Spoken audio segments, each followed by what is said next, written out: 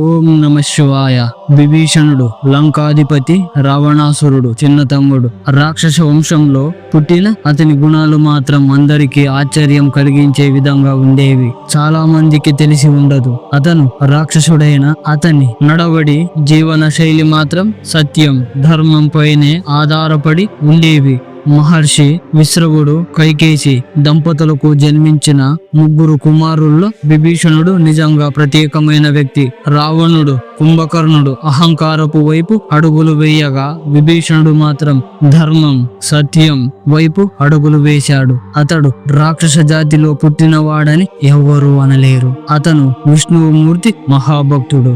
కుంభకర్ణుడు తన బలం చూసుకొని దుర్మార్గంగా ప్రవర్తించి ధర్మాత్ములైన మహర్షులను హింసించడం, వారిని బాధ పెట్టడం వంటి పనులు పాల్పడేవాడు. అతని జీవన విధానం క్రూరత్వం, అహంకారంతో నిండిపోయి ఉండేది. కానీ ఒకే తల్లికి జన్మించిన విభీషణుడు ఎల్లప్పుడూ ధర్మాన్ని ఆశ్రయించి దానిపై అచంచలమైన నమ్మకంతో నిలబడ్డాడు. విభీషణుడు నిత్య ఆహార నియమాలను ఖచ్చితంగా పాటించేవాడు. అంటే అతను రాక్షస జాతికి చెందిన వాడైనప్పటికీ హింసాత్మక ఆహార పద్ధతులను విడిచిపెట్టి సాత్విక జీవనాన్ని గడిపాడు. అంతేకాదు, ఇంద్రియాలను జయించడంలో అతను సిద్ధహస్తుడు. కామం, క్రోధం, లోభం వంటి వాటికి లొంగకుండా మనస్సును నియంత్రణలో ఉంచుకొని ధ్యానం, భక్తిలో సమయాన్ని గడిపేవాడు. కుబేరుడు ధనాధిపతిగా తన అపారమైన తేజస్సు మరియు ఐశ్వర్యంతో ఉండగా, రావణుడు తల్లి కైకసి ఆ దృశ్యాన్ని చూసి తన కుమారుడితో ఇలా అంటుంది: కుమారా రావణ, నీ అన్నయ్య కుబేరుడు వైభవాన్ని, సంపదను, గౌరవాన్ని చూడు. నువ్వు కూడా అతని సహోదరుడివే కదా. కానీ నీ జీవనం, నీ స్థితి అతనికి భిన్నంగా ఉంది. కాబట్టి నువ్వు కూడా కుబేరుడితో సమానమైన స్థాయిని సాధించేలా కృషి చెయ్యి అని చెప్పింది. ఆ మాటలు రావణుడి హృదయంలో అగ్ని పర్వతమే పేలినట్టయింది. తన సోదరుడైన కుబేరుడి ఐశ్వర్యం, అతని గొప్పతనం పట్ల అసూయ, బాధ కలిగాయి. తల్లి మాటలు అతని అహంకారాన్ని రెచ్చగొట్టాయి. అప్పుడు రావణుడు తన తల్లికి ప్రతిజ్ఞ చేశాడు: అమ్మా, నా పరాక్రమంతో నేను కుబేరుడిని మించి గొప్పవాడినై అతని కంటే ఉన్నత స్థాయిలో నిలబడతాను. ఇది నా మాట అని దృఢంగా చెప్పాడు. ఆ సమయంలో రావణుడు తన లక్ష్యాన్ని సాధించడానికి తన తమ్ముళ్ళైన కుంభకర్ణుడు మరియు విభీషణుడిని వెంటబెట్టుకుని గోకర్ణం అనే ప్రదేశానికి చేరుకున్నాడు. రావణుడు ఆధిపత్యం కోసం తపస్సు చేస్తే, విభీషణుడు మాత్రం ధర్మనిష్టతో, పవిత్ర భావంతో తపస్సును ఆచరించాడు. విభీషణుడు తన తపస్సులో అసాధారణమైన సంకల్పాన్ని చూపించాడు. అతను 5000 సంవత్సరాల పాటు ఒకే కాలిపై నిలబడి అచంచలమైన ధ్యానంతో తపస్సు చేశాడు. మళ్ళీ విభీషణుడు 5000 సంవత్సరాల పాటు సూర్యనారాయణుడిని దర్శిస్తూ వేదాలను పఠిస్తూ గడిపాడు. సూర్యుడు తేజస్సును చూసి వేద మంత్రాలను ఉచ్చరిస్తూ అతను తన ఆత్మను మరింత ఉన్నత స్థితికి తీసుకెళ్లాడు. ఈ విధంగా మొత్తం 10,000 సంవత్సరాలు విభీషణుడు తపస్సును, ధర్మాచరణలో గడిపాడు. బ్రహ్మ, రావణుడు, కుంభకర్ణుడు, విభీషణుడు ముగ్గురి కఠిన తపస్సును చూసి పరమానంద భరితుడయ్యాడు. వారి సంకల్ప బలం, తపోనిష్టలకు మెచ్చి గోకర్ణంలో వారి వద్దకు ప్రత్యక్షమయ్యాడు. బ్రహ్మదేవుడు తన సౌమ్యమైన స్వరంతో ముగ్గురిని ఉద్దేశించి: మీ తపస్సుకు నేను అత్యంత సంతోషించాను. మీ ముగ్గురు గొప్ప తపోబలాన్ని ప్రదర్శించారు. మీకు కావలసిన వరాన్ని కోరుకోండి, నేను మీ కోరికలను తప్పక తీరుస్తాను అని అన్నాడు. మొదట రావణుడు ముందుకొచ్చాడు. అతని మనసులో అహంకారం, ఆధిపత్య ఆకాంక్ష బలంగా నాటుకొని ఉన్నాయి. రావణుడు బ్రహ్మదేవుడిని చూసి ఇలా అన్నాడు: ఓ బ్రహ్మదేవా, నేను దేవతలు, గంధర్వులు, యక్షులు, రాక్షసులు ఎవరి చేతిలోనూ మరణించకూడదని కోరుకుంటున్నాను. నాకు అమరత్వం ప్రసాదించు. కాని బ్రహ్మదేవుడు అతని కోరికను ఆలోచిస్తూ, పూర్తి అమరత్వం కాకపోయినా నీకు దేవతలు, గంధర్వులు, రాక్షసులు, యక్షులు వారి చేతిలో మరణం లేని వరాన్ని ప్రసాదించాడు. కుంభకర్ణుడి మనసులో చాలా వింత కోరికలు ఉండేవి.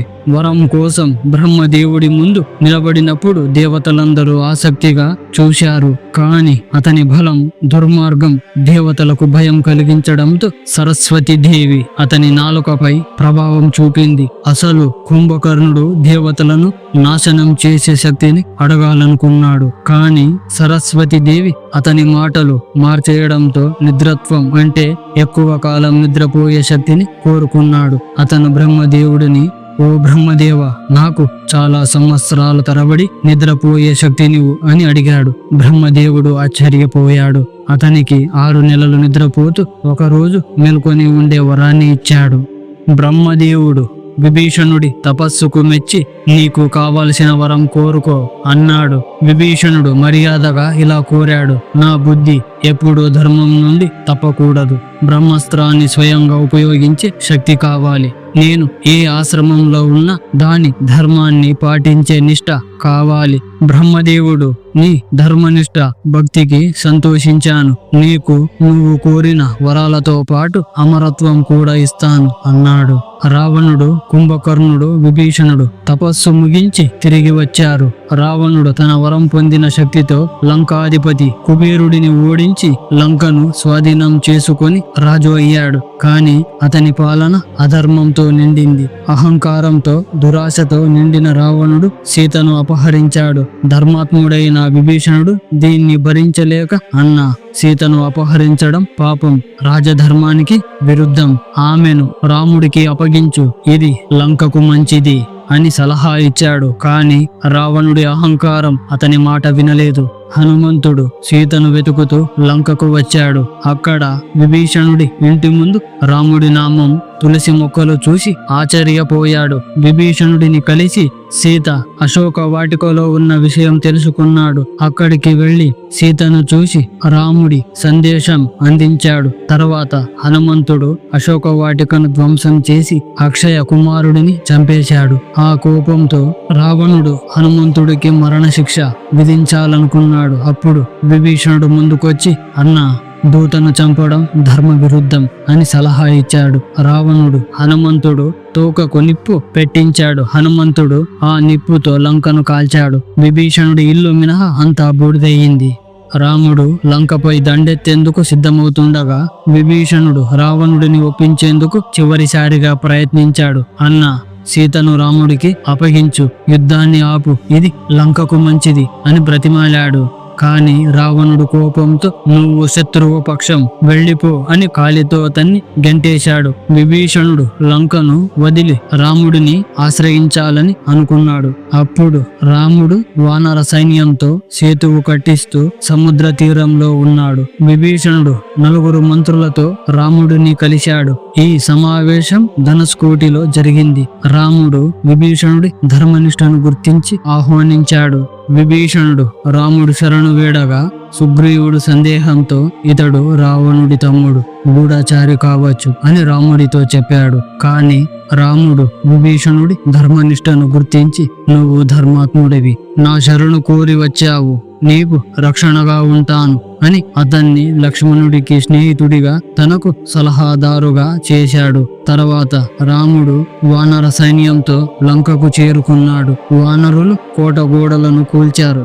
రావణుడు, శకుడు, శరణుడు గూఢాచారులుగా పంపాడు. వారు వానర రూపంలో చొరబడ్డారు. కాని విభీషణుడు వారి మాయను పసిగట్టి బంధించాడు. వారు నిజ రూపంలోకి మారారు. రాముడు దయ చూపి వారిని వదిలేశాడు.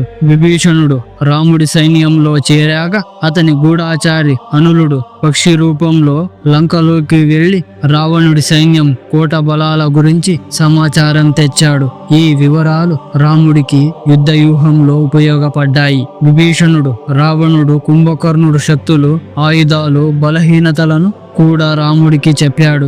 ఉదాహరణకు కుంభకర్ణుడి నిద్ర గురించి సలహా ఇచ్చాడు. అతన్ని మేల్కొలపాలని సూచించాడు. ఇది రాముడి సైన్యానికి ప్రయోజనకరంగా ఉంది. విభీషణుడు రావణుడు కుంభకర్ణుడితో సమానంగా యుద్ధం చేయగలడా?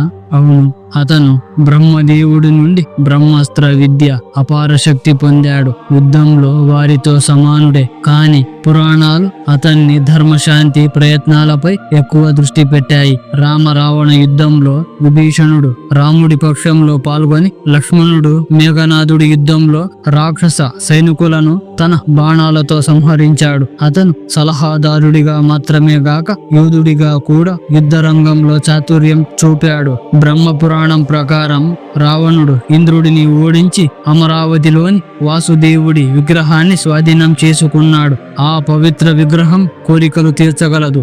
రావణుడు రత్నాలను వదిలి దానిని పుష్పక విమానంలో లంకకు పంపాడు. అప్పుడు విభీషణుడు లంకలో అధ్యక్షుడిగా ఉండి నారాయణ భక్తిలో మునిగి ధర్మంగా జీవించేవాడు. విగ్రహం చేరగానే విభీషణుడు భక్తితో పరవశించాడు. అతను రావణుడిని, రాజా, ఈ వాసుదేవ విగ్రహం నాకు ఇవ్వండి అని వేడుకున్నాడు. రావణుడు అహంకారంతో, నువ్వు తీసుకో, నాకు దీనితో పని లేదు అన్నాడు.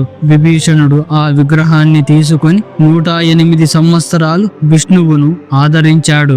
వాసుదేవ విగ్రహం ద్వారా 108 సంవత్సరాలు విష్ణువును ఆదరించి విభీషణుడు అష్టసిద్ధులు, అమణి, మహిమ, గరిమ, లిపిమ, ప్రాప్తి, ప్రాకామ్యం, ఈశత్వం, వశిత్వం పొందాడు. ఇవి తన శక్తిని పెంచాయి. రావణుడు యుద్ధంలో చనిపోయాక రాముడు విభీషణుడిని లంకకు రాజుగా చేసి ధర్మంగా పాలించు, ప్రజలను రక్షించు అని ఆదేశించాడు. విభీషణుడు ఆ ఆదేశాన్ని పాటిస్తూ లంకను ధర్మపరంగా నడిపించాడు. రాముడు అనుగ్రహంతో అతను ఆ యుగం చివరి వరకు జీవించే వరం పొంది సప్త చిరంజీవులో ఒకడయ్యాడు. అశ్వత్థామ, బలి, వ్యాసుడు, హనుమంతుడు, విభీషణుడు, కృపాచార్యుడు, పరశురాముడు. మహాభారతంలో సహదేవుడు ఒక యజ్ఞంలో విభీషణుడిని కలిసి అతని ఆదరణ బహుమతులను పొందాడు. ఇది విభీషణుడి దీర్ఘాయుష్ను, ధర్మనిష్టను చూపిస్తుంది. చిరంజీవిగా అతను ఇప్పటికే ధర్మం కోసం భూమిపై ఉన్నాడని నమ్ముతారు. స్కంద పురాణం నగరకాండం ప్రకారం లక్ష్మణుడు పరమధామానికి వెళ్ళాక రాముడు లంకకు వచ్చి విభీషణుడిని కలిశాడు. విభీషణ, లక్ష్మణుడు లేక నాకు ఇక్కడ ఉండాలని లేదు. నా సమయం దగ్గర పడింది. ఇక్కడికి వచ్చే మానవులను గౌరవించు, కానీ నా సేతువు దాటి భారతదేశంలోకి రాక్షసులను రానివ్వకు అని చెప్పాడు. విభీషణుడు శ్రీరాముడి పట్ల తన అచంచలమైన భక్తితో ఆయనతో పాటు వెళ్ళడానికి సిద్ధమయ్యాడు. కానీ శ్రీరాముడు అతన్ని ఆపి ఇలా అన్నాడు, ఓ రాక్షసరాజా, నేను నీకు నాశనం లేని రాజ్యాన్ని ప్రసాదించాను. నువ్వు ఇక్కడే ఉండు. లంకను ధర్మపరంగా పాలించు. నన్ను అబద్ధాలు కూరుగా చేయకు. ఇక్కడే ఉండి ధర్మంగా పాలించు. విభీషణుడు అభ్యర్థన మేరకు శ్రీరాముడు తిరిగి వెళుతూ సేతువు యొక్క మధ్య భాగాన్ని విరిచేశాడు. సేతువు వద్ద 3 శివలింగాలను ప్రతిష్ఠించి వాటిని పూజించు. విభీషణుడు రాముడితో, ప్రభు, భవిష్యత్తులో చాలా మంది వీరులు ఈ వారధి మీదగానే లంకపై దాడి చేస్తారు. కాబట్టి ఈ వారధిని పూర్తిగా నాశనం చెయ్యమని కోరుతున్నాను అన్నాడు. లంకను కాపాడుకోవాలని అతని ఆలోచన రాముడు గౌరవించాడు. వెంటనే తన ధనస్సుతో ఒక బాణం వేయగా ఆ వారాది నీటిలో 2-3 అడుగులు మునిగిపోయింది. అప్పటి నుండి అది సాధారణంగా దాటడానికి వీలు లేకుండా పోయింది. ఇది రాముడి శక్తిని, విభీషణుడిపై ఆయనకున్న ప్రేమను తెలియజేస్తుంది. ఈ వీడియో మీకు నచ్చిందని ఆశిస్తున్నాను. దయచేసి దీన్ని లైక్ చేయండి, షేర్ చేయండి మరియు మా ఛానల్ను సబ్స్క్రైబ్ చేయండి. అందరూ చెప్పండి, జై శ్రీకృష్ణ.